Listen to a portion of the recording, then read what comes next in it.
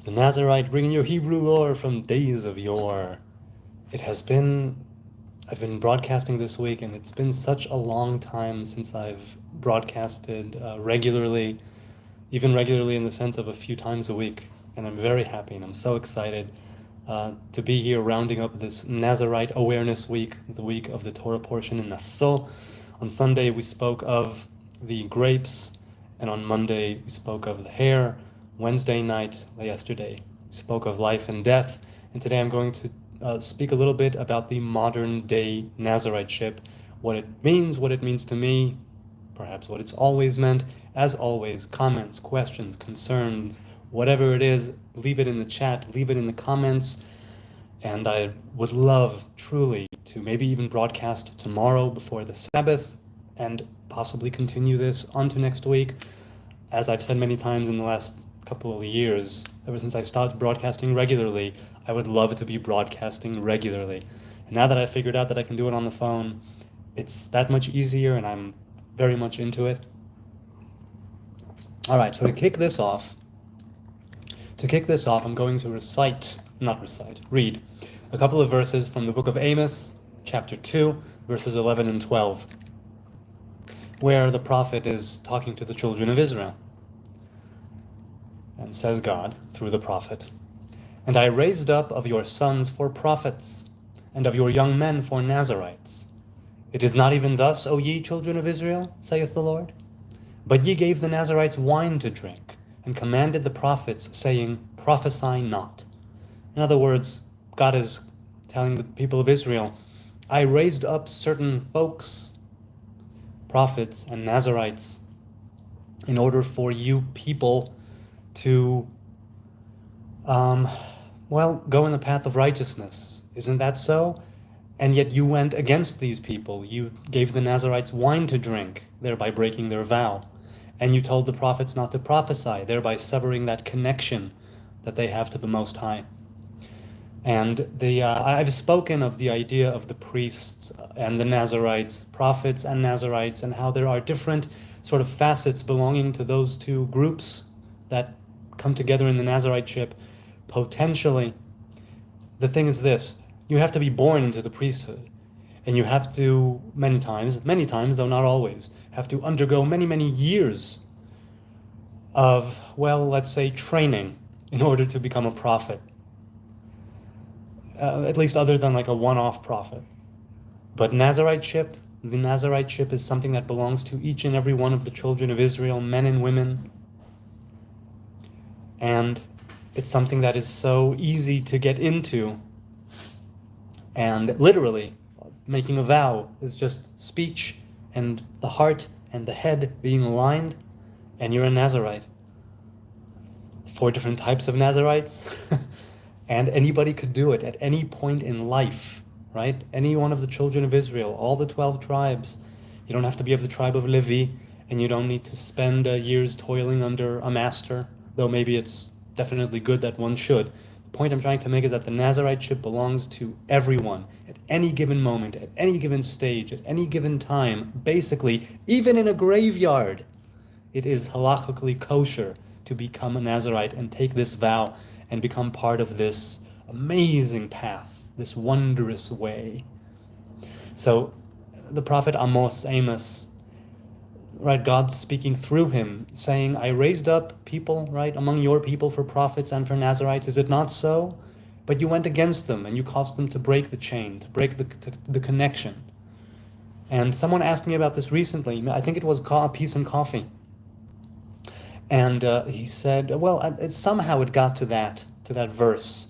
Or no, he said that he thinks that there was a certain verse where Israelites, right, people of the tribes of Israel were killing Nazarites. And I said, wait, do you mean the verse from the prophet Amos? And I recited that verse. He said he doesn't think that's it. Incidentally, if anybody does know of a passage of any book where Nazarites are mentioned by name and people of Israel killing them, I'd love to know. And the reason that verse from Amos came to me is because the reason, presumably, for the children of Israel to be killing the Nazarites is kind of like what happened when Cain killed Abel. There's this idea, this ideal this something which one could aspire to be, right? Cain killed Abel because Abel had his offering, it was well received by the Lord, and Cain's was not. And when Cain looked really, bad about it and felt bad about it, and God told him, it's all on you, man. If you really put yourself forward and you do your best, you get over your sad feelings and you're able to really, truly give of yourself 100%, it will be worth it and your offering will be received. And that's what Abel did, presumably, right? He brought from the finest of his, from the finest and the firstborn of the animals, and their and the chelev. What's the word I'm looking for? Like the good fats, right? He brought the best of the best of himself and his flock, and Cain did not.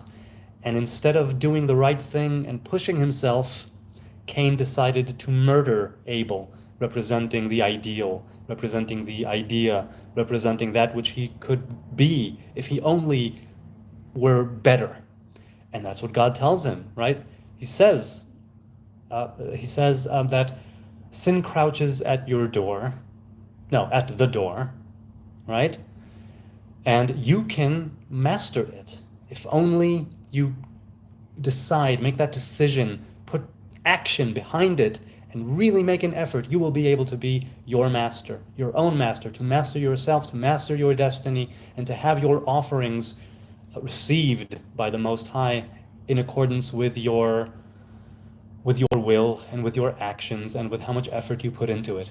And so the people of Israel who gave wine to the Nazarites, the people of Israel who told the prophets not to prophesy, they were sort of saying, we don't want you guys around. We don't want the Nazarites around who are under this vow. We don't want the prophets around who have this connection, this unique personal connection to the Most High, because that simply reminds us of everything that we are currently not.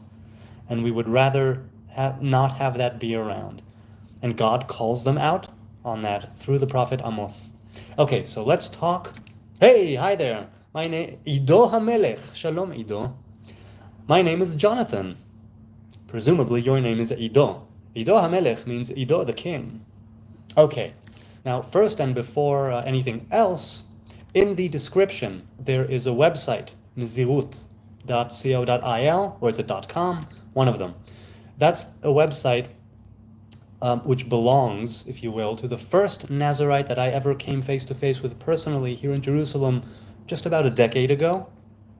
The Rabbi Nazarite Gavriel, Rabbi Nazir Gavriel, and his book, Nezirut Israel, is around in PDF, probably on his website, but I don't think they printed it in actual, right, it's not bound and there are no physical copies of the book, it's just in PDF.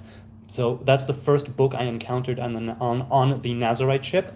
The second book, which I bought a year ago, is Nazir Elohim, a Nazir of Elohim, right? A Nazarite of God, from by Rabbi Yehoshua Friedman of the Temple Institute here in Jerusalem, and the subtitle is Nazirut Bazman Hazeh Halacha Lema'aseh, Nazariteship in this day and age, practically, right? Halacha Lema'aseh, the practical halachas of being a Nazarite here in this day.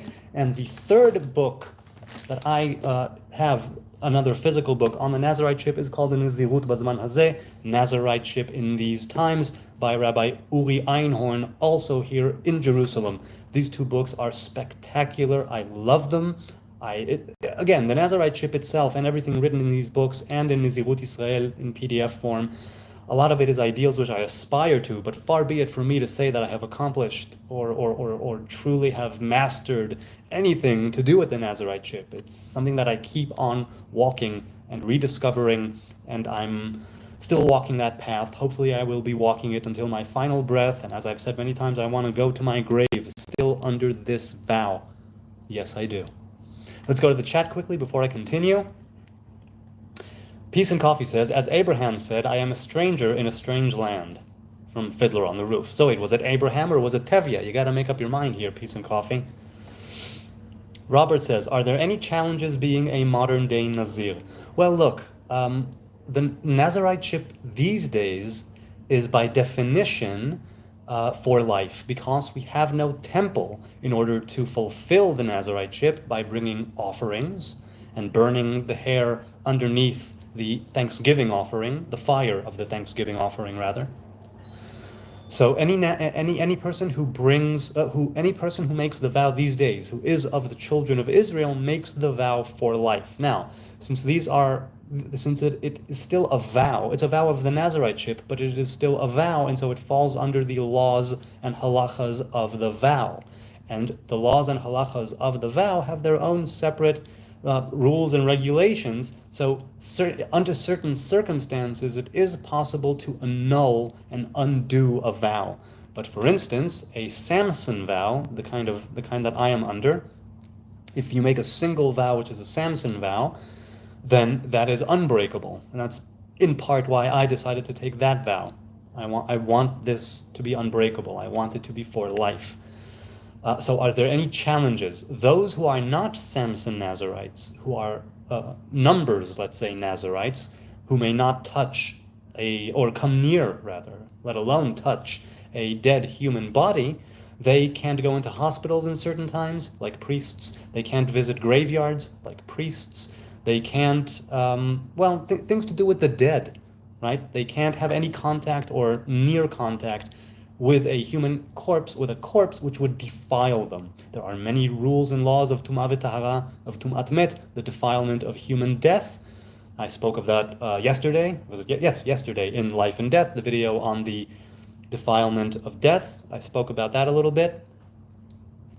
But I would see that would be the major challenge. Now, another challenge for certain people would be growing out the hair. You know, if it starts to dread up, you can't use combs, you can't use brushes, you can only use your fingers. So that could be a challenge for some people who don't want, to grow natural dreadlocks. Likewise, the idea of abstaining from wine, grapes, vinegar, grape juice, wine vinegar, right? Grape vinegar, not other types of vinegar, right? There are other types. There's grain vinegar, which is usually industrial vinegar that's normally used in the food industry. And there's rice vinegar used in many Asian cuisine, types of food. But abstaining from the grapes, from anything of the fruit of the vine, that I think could be challenging for some folks. It hasn't been that much of a challenge for me. I do miss grapes, and I say that every time. I also occasionally miss wine, and it's something that I decided to give up, and I'm wholeheartedly into it. Definitely into it. So okay, let's continue here in the chat. Idoa, you still here? Ta'adain po? What's up? Okay. Not everyone knows the quote, so I put Fiddler on the Roof and not character name. Oh, I see. Okay. So that's that. I could be wrong, but I would say that Bnei Noach can't take Nazarite vow. Right, the Nazarite vow is not for Noahides, though again, many non-Jews, many non-Hebrews are called to take this vow. They read the Bible, they want to make a connection with God, something drives them, pushes them, pulls them towards this vow, and they decide to become Nazarites. And I've mentioned this before, while they are not halachically, technically, biblically Nazarites, they have made a covenant with God that's their own personal covenant based on the Hebrew Bible. And as such, even though they are not commanded and bound by the vow in the same way that a Hebrew person would be, and they don't need to do it for life, now without a temple. And if they do it for 30 days, at the end of the 30 days, they don't have to bring any offerings, even if there was a temple, because they are not Hebrew Nazarites, and they are not Nazarites proper.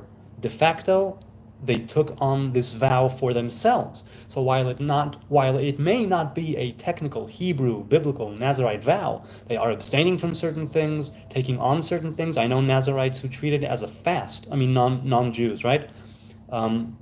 Christians who've taken on this vow. Some of them have been here, and I've conversed with them, and they are really, very much into it. על מה השיח? על נזירות עברית בזמן הזה, כיוון שאנחנו בפרשת נשוא. Right, so he asked, what are we talking about? And so I told him. So so Bnei Noach, right, the Noahides, if they decide to take the vow, they may be bound by themselves, specifically with themselves, because they took a vow They made a vow of speech, right? Their heart and their head and their speech were aligned, and so they are under a vow as far as they're concerned. They may not be bound by Hebrew halacha and rabbinic law, but they may be bound by their own law, by their own definition, right? And that is definitely something. Also, I am of the opinion that even if they are not proper Hebrew Nazarites, כן, נזירות לפי התורה לגמרי, פרשת נשוא, במדבר, פרק ו', לא נזירים נוצריים פה, נזירים עבריים. ולא משיחיים גם, שום דבר כזה. Sorry, going back and forth with the Hebrew. Okay, so let's continue here. Question: what is apple cider vinegar made of? Well, it's made of apples, 100% apples, and the vinegar, I used to use it on my hair instead of conditioner. I probably will occasionally do it still, but not right now anyway. I haven't done it in a very long time. But yes, I used to wash, instead of shampooing, I would use baking soda and water, and then I would rinse with apple cider vinegar. And apple cider vinegar is used in many different recipes, right, and dishes, and that is allowed. A Hebrew Nazarite is allowed to have that vinegar because it's not made of grapes. Okay, Robert asks, a peace and coffee. I hope that I hope I answered. Guys, keep the questions coming. I'm enjoying this so much. All right, let's see. Robert Harrison, so is the Samson vow easier than the numbers vow? Well, see, that's just the thing. For me personally, it's easier because A, it's for life, and that's what I wanted. B, you need to grow out your hair and not cut it, not even once every 12 months, as certain Nazarites can. And so that's what I wanted. I wanted it to be unbreakable. I wanted to do this for life, and that's what I'm doing. The other part of it with the grapes, that's something that we do have in common, and people might miss wine, but I don't really. So is it easier? It was easier for me because it means that I can come near dead bodies, though I choose to abstain from it and I don't visit graveyards, but I'm allowed to. And it's for life, right? Which means that it's something I took upon myself and I'm just going to go with it. I want to go with it. I want to keep going with it. Let's see. איך באמת עושים נזירות בלי בית מקדש? How, all right, MRRH26 asks, how is the Nazariteship carried out without a temple? הרי צריך להקריב קורבן. You need to bring offerings, so how does it pertain to these days? אז נזיר שנודר נזירות שמשון לכל החיים לא אמור להביא קורבנות, כיוון שאין לנזירות סוף. הנדר אף פעם לא מסתיים. רק נזיר שנודר לזמן קצוב אמור להביא קורבנות בסיום הנדר, או אם הוא נודר לזמן קצוב, אבל מטמא את הנזר שלו על ידי טומאת מת לא בכוונה, או כן בכוונה, אז גם הוא צריך להביא קורבנות אחרים ולהתחיל מחדש את הספירה. נזיר שמשון, או מישהו שנדר להרבה יותר מחיים, תקופת חיים, הוא לא צריך להביא שום קורבנות, ולכן זה שייך ומאוד מאוד ראוי שנזירי שמשון יהיו בימים אלה. סבבה. Let's continue. Peace and Coffee says, I love it when you throw in the Hebrew. Yes, you answered the questions. Good. Happy to hear that. Paula Harrison. Hi, good to see you, Paula. It is refreshing to me that the Nazarite vow is about letting nature take its course with the hair. We live in a culture where we seem to try to change everything that is natural about our bodies. There is definitely a lot there. I can tell you that other Nazarites I've spoken to have also stated how, again, it's seemingly just abstaining from something, but it's also an action in the sense of you just let nature take its course. And in doing so, if you let it, it can teach you a lot about yourself. Specifically, I think, regarding the hair, if you do it for more than 30 days, right? If you do it for years, if you do it for life, if you do it for 7 years, like Queen Helene, who ended up doing it for 21 years. But that's a different story altogether. I think, look, there are many other ways and paths of life, spiritual and non-spiritual alike, that are all about letting nature take its course. And you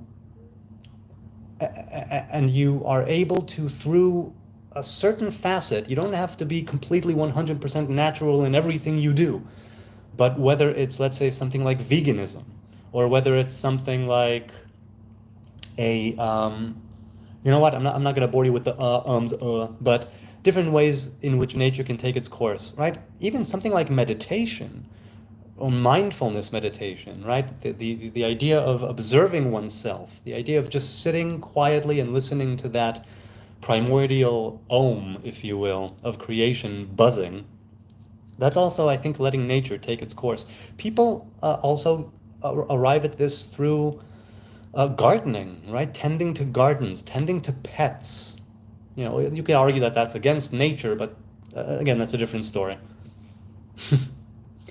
MRRH26, I hope I answered your question. מקווה שעניתי, אתה יודע, אם יש לך עוד שאלות, סבבה, אני זורם. שאל.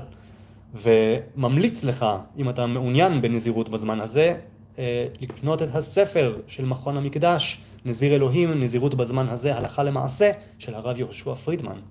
שם הכל מוסבר שם באופן מאוד יפה ונחמד. Alright, let's see. Robert says, I see the Nazir vow as yielding to the Most High, sacrificing a human's own wants to be closer to God. Quite beautiful. Well, that sort of thing is something that is practiced by the children of Israel by and large, right? Torah v'mitzvot, 613 commandments. There are many things that we sacrifice. The go-to, right, is the way that we dress, the way that we act, the way that we behave, the way that we eat. Laws that we have in everything from throughout the day to the different holidays, which are connected to how we tend the land, the Sabbath of the land once every 7 years, the Jubilee once every 50 years, the idea of having a temple of sacrifices, be they animal, vegetable, right, oil, wine, water, a lot of things where you connect with the Most High through every facet of your being, be it day to day or once a week or once a month, right? Once a year, whatever the case may be. It's always a cycle because we are creatures of habit and routine, and we have cycles, and we have daily, weekly, monthly, annual, 50-year cycles. There's the cycle of the sun, which is, 27 years? Once every 27 years, if I'm not mistaken, it's 27 years. There's the blessing of the sun. You can look that up. That's a very interesting blessing that I got to say once in my life so far. Hopefully I will get to experience it again. Angelo Zap, hi, good to see you too. Good to be here, good to be seen. Nice to have you here. Peace and Coffee says, Western society does tend to be about how one looks and acts, whether good or bad, whether developing the spiritual intellect. Right, as I said, I'm with an old computer here, so I don't see all of the emojis, but some of them I do see. Anyway, you know what, let's, can I do this? Does that work? To give a heart? No? I don't know, I'm not able to do that for some reason, but whatever. Let's see. Okay, I'm going to go back to what Paula said. We live in a culture where we seem to try to change everything that is natural about our bodies. Well, let's put it this way. I immediately go to male circumcision. Female circumcision is simply barbaric and it's not according to the Torah, but many would say that it's also barbaric to go into male circumcision, especially to a helpless 8-day-old infant. Now, I'm not going to open the entire thing up for discussion. I'm just going to give a kind of example, a very, very clear-cut one, pun intended, where the idea of changing your body, by removing something, by removing a cover. The Torah speaks of the cover of the foreskin, of the penis, and of the heart, and of the back of the neck, right? Because there are certain parts of us that, like karma, they need to like burn off. We need to uncover them. We need to resist the stiff-neckedness of our own ego and pride and foolishness, and we need to circumcise our hearts, circumcise our physical genitalia, circumcise, right, our neck, and submit, right? Submit to the will of the Most High. And once again, you can argue as to what that will is, how is it manifested in the world, religion, faith, spirituality, all that. But the idea of circumcising oneself physically and spiritually, right, is something where you do make a change. You do make a change. Is it physical? Is it metaphysical? Is it spiritual? Is it just mental? It's still about making a change. And the Nazarite too makes a change, right? Because you are supposed to partake of wine, and you are supposed to go and be with your friends when they are burying their dead, or when you ought to be burying your family. And the Torah says no. The Nazarite changes things, and unlike ordinary men and women, well, not, it's a little different. I won't talk about the women right now. Men who, according to Torah, ought to probably keep their hair shorter. The Nazarite, and I spoke of this earlier in the earlier video on hair, the Nazarite is commanded to grow wild hair, to let it grow long and undisturbed, so to speak, and let nature take its course in that sense. And you could make the argument that circumcision of the heart and of the head and of the penis is also letting nature take its course by doing an action, and this is abstaining from action. There are different ways, I suppose, to circumcise oneself, and in both ways you could say it's nature taking its course. Now, Paula, I gotta ask, where do you see most? You know what, maybe I've been just rambling for the last few minutes about circumcision, but that's simply the association that I had, right? The circumcision of the heart, the head. But maybe I might be dead wrong about that. Who knows? It's just what I was kind of thrown to. We live in a culture where we seem to try to change everything that is natural. I wonder, where do you think that came from, Paula? If you had, or others, I'll put it out there. I'll put it out there to you. Where do you think that culture? Where is it rooted? Is it pride? Is it ego? Is it vanity? What do you think is going on there? By all means, let me know. Peace and Coffee says, I meant rather developing the spiritual intellect, not whether. Oh, okay. So let's read that again for a moment. Where was it? Sorry, give me a moment here. Okay. So whether good or bad, rather developing. So Western society does tend to be about how one looks and acts, whether good or bad, rather developing the spiritual intellect. What do you mean rather than? Okay, well look, I mean, Western society, that's such a huge thing. It's very difficult, I think, to boil it down to that's what it is. I mean, Western society, maybe now, as Paula said, culture these days might be more physical, more about the external appearances. But I think Western society, by and large, is rooted deeply in spirituality and in religiosity and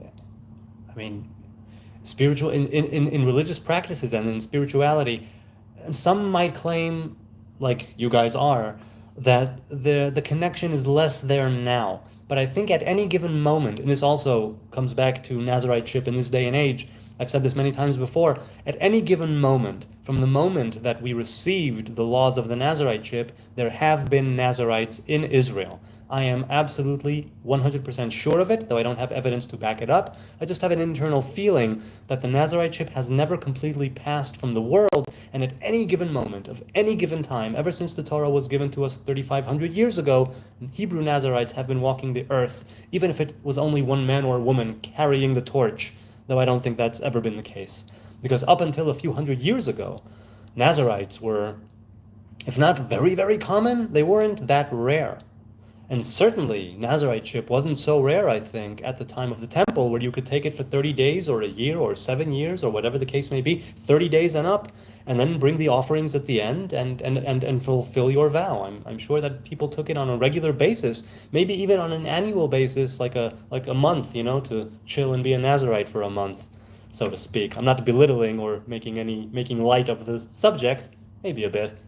But what I'm saying is that even without a temple, and definitely with a temple, Nazarites have always been around. In the same way, they are always people, I think, who are carrying that spiritual intellect, right, that Peace and Coffee spoke of, and carrying that into culture, right? Because Western society, I think it's always had that rooted and its roots are still very spiritual, what people call Judeo-Christian values or Judeo-Christian ethics or Abrahamic ethics, right? Or Abrahamic covenants or laws.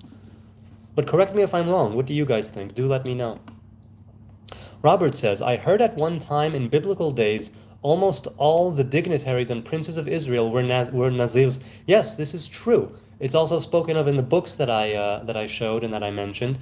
They say that the dignitaries and royalties designated their sons and daughters for Nazarites, and when they became of age, bar and bat mitzvah, 12 and 13 respectively, the prince or princess could choose to fulfill the vow or to continue the vow. And it makes sense, to me it makes sense, because if you say that there are comparable areas between the priesthood and the Nazariteship, and people would want to be like priests and Levites even though they're not of the tribe of Levi, it makes sense that they would go for the Nazariteship as something that all of Israel can be part of, and rise above the left and the right, the Levites and the priests, and go up to the root where Levites and priests originate. You know what I mean? And that belongs to everyone, to all the tribes. Nazarite females also have their hair in locks, asks Phoenix K. The Nazarite does not have to have locks. They are allowed to separate their hairs using their fingers. But I decided to not even do that and to just let my hair grow long and wild. But the Nazarite man or woman, is commanded to grow their hair long as it can be, and not use any tools, right? No brushes, no combs, nothing that they would put on the hair that would cause it to fall out as a direct result. No ointments and things that would cause hair to fall out, again, directly. But it doesn't have to be dreadlocks. The Nazarites that I've met, a couple of them did not have dreads. Now, it could be because they were more in the beginning of their journey, or because their hair wasn't as long, or it could be just because they were constantly separating the knots before they were able to knot up so much that they would be unbreakable and, let's say, what's the word I'm looking for? Inseparable, right? So they don't have to have their hair in locks. A couple of female Nazarites that I've been told of but have not met yet do have locks, if I'm not mistaken. But it's not a prerequisite. The hair to grow long is the prerequisite or the requisite. But Nazarites don't need to have hair at all. And I mentioned this in the previous video. If you're bald, you can still take the vow. If the hair falls out naturally during the course of your life, right, male pattern baldness, female pattern baldness, you're still a Nazarite. You don't need to have hair specifically. The Torah simply says, if you do have hair, just let it grow. Phoenix, I hope that answers the question. Anything else, shoot it my way. I'd love to learn. You guys, give me some lore. Give me some Torah. Give me some, what verses, Hebrew Bible or otherwise, what ideas have been making your week this week. We're coming towards the end of the week. Any specific teachings or verses or ideas, concepts that you would want to bring into the fold here?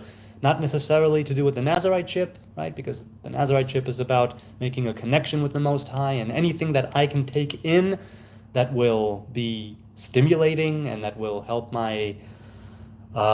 help me, I'll gladly receive it, Paula says, I think it comes, like culture and stuff, I think it comes from a lot of those things. I think pride and vanity. I think a lot of fear as well. I think we can be afraid of change. Fear of our bodies looking different as they naturally change. Yes, you know what? I do see that a lot of people are, I'm not going to say obsessed, because what's obsessed? But people do fear getting older, and it's only natural, because as people get older, they change physically, mentally, and it can come sometimes, definitely with women. I know that perimenopause and menopause, I hear, is such a shock sometimes. And even women who go through different fluctuations throughout their lives with menstruation and with pregnancy, they say that menopause can really hit you like a frying pan to the face, even if it comes sort of gradually. Hey, my woman is online. Hello, my woman. Good woman. Lovely woman. All right, Peace and Coffee says, look at Rasta or Tibet Guru or India yogis versus evangelism or Western society view. Wearing ties and going to church makes you good or holy or righteous versus the Eastern ideas. I think I don't know enough about evangelism or Western society, right? Being from the Middle East, I don't know enough about it. I don't think I know enough about Rastas, even though many Rastas do take the Nazarite vow, if they want to do it properly, right? The Rastafari take the Nazarite vow, the more religious ones anyway. The Bobo Shanti definitely do. I think the 12 Tribes of Israel sect also does, or at least in principle they do, even if not all of them do. Tibet gurus and India yogis I know nothing of, but I know that they also have a history of either growing hair or shaving it all off as a way to stave off vanity and ego and pride. So now, wearing ties and going to church, well, look, that already ties into the clothes make the man, right? And congregation. There are many, many important things to clothes make the man and congregation. I don't wear ties regularly, and I right now don't have a congregation to speak of, for better or worse, but there is a lot of merit to dressing a certain way, joining your people as they worship together. There's a lot there, because there are certain things that you can do in a group that one man or woman alone cannot achieve.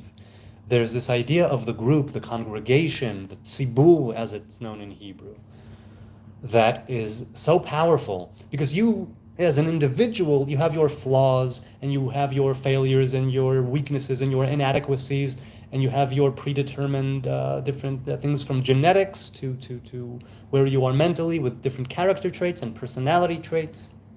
But a general assembly, right? A church, a synagogue, there's a large group of people there, and what one does not have, the other can fulfill and complete.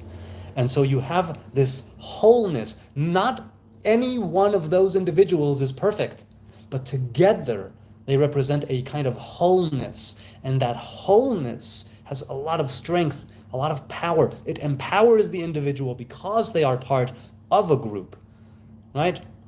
It's like that famous parable about I'll use pasta, right? One stick of pasta versus a whole, big chunk of pastas. Spaghettis, where you can break one easily, but you can't necessarily break a large bunch of them easily because they are grouped together. So you see it in physics. You need to apply more force to break apart a group. Let's see. Yes, thank you, says Phoenix K. What books do you recommend for women? Well, I don't know if you were here earlier, nor do I know if you speak Hebrew, but there is, first of all, a link. Also, Phoenix, I don't know if you are Hebrew, Jewish, right, or not, because things I'm talking about right now, some of them might apply to those who decide to take the vow and are not Hebrew Nazarites, but I'm basically talking about the Hebrew Nazariteship, being a Jew, being a Hebrew man. In the description of this video, there's a link to the Nazirut Israel website. A lot of information is there in English and in Russian and in Hebrew. So go for it, check it out. I don't agree 100% with everything that the Rabbi Gavriel says there. I might. I'm not sure. The website has changed over the years. I'm not sure precisely what is there now, but a lot of the things are spot on, 100%. Here's how to go about the Nazariteship. Here's what it's about. So maybe check that out if you're interested. If you do read Hebrew, let me know, because I mentioned a couple of books here before. I don't know if you were here online, but I did mention a couple of books before, and I could either send them to you or leave a comment. Once this video is done, I'll turn it into public, because it goes into private immediately, apparently, if I go live. I'll turn it into public. You'll be able to comment. So wait a minute or two after I'm done here, whenever I'm done, if you're still around. Otherwise, hit me up. Hebrew Nazarite across the board, Instagram, Facebook, Twitter, TikTok even, I think. I don't use these platforms, but I DM in them. So hit me up. Let's see. Robert says, I've just been thinking about the faith of the prophet Elijah, trying to implement it in my life. I mean, he made the quote, "If I'm a man of God, let fire fall from heaven and consume these men," and it did. Yeah, he did it 3 times. Was it twice? And the 3rd time, the guy comes and he begs him, don't do anything, I'm just here, just listen. Yes, Elijah, also a Nazarite, by the way. Again, not specifically named as a Nazarite, but it's understood from the text that he could very well have been a Nazarite. Rabbi Gavriel Nazir, the Rabbi Nazarite Gavriel says that all the prophets were Nazarites. Again, I don't know if I believe that, but it's definitely something to consider. Oregon Freebird. Hey, wait, were you here before? I don't recall seeing you in the chat before. So hi, Oregon Freebird. Good to see you here again. Thank you guys so much for being here. It's such a pleasure. It's a breath of fresh air at the end of the day to sit down here and broadcast and engage with you guys. All right, Oregon Freebird says, I understand the no grapes, but what about meat? Did Samson eat meat? So meat is definitely allowed. I, as I've mentioned, took on veganism, where before I was a vegetarian, but meat and animal products are definitely allowed as long as it's a kosher and clean animal or a kosher and clean animal product. It is allowed. I will say that eating meat, and I also did this before I went vegetarian initially, eating meat is something where you are consuming what was once a living thing, and you are now still a living thing, and you are taking it in, you are consuming it, you are imbibing it, if that's the right term, right? You are taking it into yourself, and it will give you energy, it will give you life, and something had to die in order for you to live. I mean, you could argue over whether it's necessary for survival or if it's just for pleasure, but that's beside the point. And people many times have said throughout history, again, rabbinic law, Hebrew, halacha, Hebrew teachings, that meat should be left for the Sabbath, the holidays, the festivals, the new moon, and not to eat meat on a weekday, because not everybody can truly take in the meat and channel it in a pure and kosher way. And if you are going to consume a living thing that is now dead, that you slaughtered or somebody else slaughtered, it should be in a way which honors it, which sanctifies it. And on days like the Sabbath, the festivals, the holidays, the sanctity is already baked in, built into the day itself, which is why famously on Shabbos people partake of fish and of meat and of wine and all these things which can be elevated naturally by virtue of the day itself. And so you don't have to do anything special in order for it to be elevated through your actions. You keeping the festival, the Sabbath, the holiday is already enough of a covenant that it's all elevated, and you kind of raise up, right, the animal, vegetable, mineral that you take in, and you raise it up by virtue of the day itself. Maybe you discussed this already. I have discussed it, but I'm glad to discuss. You know me, I could talk until I'm blue in the face. I just jumped on here. Many of my Abrahamic faith friends are vegetarian. Look, there is a lot that you can glean from Torah, especially Genesis, and especially in the desert when they complain, oh, there's no meat. Yeah, you can definitely say that meat has its place, but you can also make a great case and a very good argument that you should give it its place as well and sanctify it. Let's see. Peace and coffee. I'm just speaking of materialism, capitalism, and looking at life with spiritual lenses. A cultural contrast is what I'm saying. Oh, okay, I understand. Well, look, materialism is the sort of outlook. Capitalism is a kind of economic system, right? And kind of field of play. You can be, I think, you can be a spiritual person and make room for capital and make room for the material. Rabbi Nachman of Breslev very famously said that while a lot of people say that the righteous, pious man should be poor and have very few possessions, I claim, he says, that he should have all the wealth in the world. I mean, you need to go into it a bit and see what he meant, but he said a few things that were kind of the reverse of what one might think a pious and righteous person should, in what ways he or she should be acting, what they should have, and, well, let's leave it at that. Robert Harrison says, John the Baptist ate kosher bugs. Yes, there are kosher bugs, the different types of locust and grasshopper that are kosher. Yemenite Jews, the Yemenite Hebrews, very famously had this as part of their diet. There is no doubt that bugs will once again become part of our diet. I think people are talking now about stopping to eat farm animals and all the agricultural farming. We'll have to take a step back and eating bugs that are kosher and high in protein, and those who don't keep kosher can eat all kinds of other bugs too. Eating kosher bugs that are high in protein is definitely the way to go if you're looking to minimize your carbon footprint, as it were. Netzarim Nazarite, hi, how are you? Good to see you here, man. Is artificially grape soda off limit? If it's grapes, actual grapes, then it is off limits.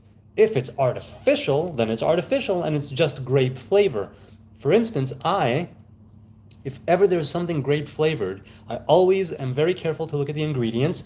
I mean, being a vegan, I look at ingredients on a regular basis, but I specifically more with grapes, I look to see if there's any grapefruit in it, any grape drink in it that's actually made of grapes. And usually it will say does not contain fruit or does not contain grapes. Not because of Nazarites, but because some people may, for the sake of I think being upfront about your product. So it usually says if it's not grapes, if it's not of actual grapes. So if it's artificial and one can partake of it. I mean, if you're a Nazarite and you are looking out for those who might think that you are, then you might want to abstain altogether. But no, it's definitely allowed. It's not off limits. Oregon Freebird says, there is a new documentary on Netflix talking about vegetarians in the biblical times. I think they discuss the text in Jeremiah, where it says that Hashem did not ask for sacrifice. Yes, very famously, right? Hashem, Yah speaks through Jeremiah, and he says, I didn't ask you for this, I didn't ask you for that. I just asked you to be good people and not screw each other over. And free your slaves, keep the Sabbath. Angelo Zepp, good to see you too. Again, and I thank you. So wait, Angelo, did I answer a question before? No, you're just making that sign again. Well, good. So I made it too, because that's how I roll. All right, let's see. Peace and Coffee says, I was heavily influenced by Rasta movement and Orthodox Christianity.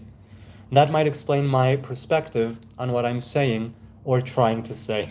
Yeah, I hear you. Peace and Coffee and I have been talking on Facebook back and forth. And like I said, if anybody wants to DM me, DMs are open. I love engaging on and off the live stream. So by all means, keep it coming. I may not be able to answer all the time, but I try and get to every single question, because it also enriches me, and it also causes me to think and have a more nuanced conversation and to basically use my brain. And me using my brain is pretty good when I can do it.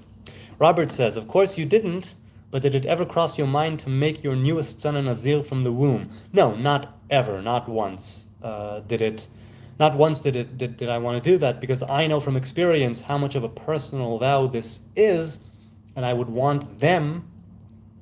Well, look, they're growing up with a Nazarite father. I'm not expecting them to make this vow their own. But I'm raising them, let's say, in the spirit of Torah and commandments and the Nazariteship. But I'm not telling them, you ought to be Nazarites. I'm saying, this is a path that I am displaying. This is a path that I am living. This is a path that I'm simply showing you my connection to it and how it could be done. So I don't know if that answers it really, but well, it does, because it never crossed my mind to do it. It might at some point, I don't know. You know what? This is interesting. I'm looking right now at the camera on my phone, and I have more headroom than I can see here on the computer. So I should be doing this. No, okay. I'll stay. Is there a better angle? Should I try for a better angle? I don't know. Well, not anymore now. Wow, I've been going for almost an hour. I am so grateful. I am so thankful. This might be a good time to say goodbye. I've been on for 50 minutes. I'm going to try and broadcast tomorrow before the Sabbath. It's summertime. It's a long day. I'll try and broadcast tomorrow at some point before the Sabbath. because Parashat Naso, the Naso Torah portion, is the longest of all Torah portions in the Torah. There are 53 Torah portions, and this is the longest one. There are so many different things to speak of in this Torah portion. And there's the priestly blessing, and there's the woman gone astray, right? The sotah, and there are the sacrifices which the head of the tribes made when they dedicated the altar of the tabernacle. And there is the Levites of the clans of Merari and Gershon, and what their job was, erecting the tabernacle, and what they would each carry when they would set out in their wandering in the desert, and a few other things. And I would love to be able to discuss them, even though the Nazarite vow, right? Again, it's only a few verses in this very long Torah portion, so I shouldn't. If I'm going to talk tomorrow, I think it would be about the weekly Torah portion, as I used to do in the old days. And I would definitely love to do that tomorrow. I hope I can do that. If not, I hope to see you on Sunday, 10 p.m. Israel time. Wait, let's see. Oh, there's something. Angelo Zepp says yes. Oh, okay, so cool. Robert says, Seinfeld joke. Why do people say be careful after you fall on the sidewalk? That's a good one. Oh, Paula, I don't know if you were here yesterday, but I did quote Jerry Seinfeld yesterday. Oregon Freebird says, Shabbat Shalom to the Hurwitz family and all the Sabbath keepers here. My favorite day, mine as well. Okay, on that note, thank you, brother, for all wisdom. Thank you. I don't know if there's any wisdom here, right? I'm kind of regurgitating different things, and hopefully maybe I'm putting a bit of my own spin on it, right? But these are like 99.9% of the things that I'm saying are not mine. They're old, they're ancient, right? Hebrew lore from days of yore. Fingus K, shalom to all of you, guys, gals, and the rest.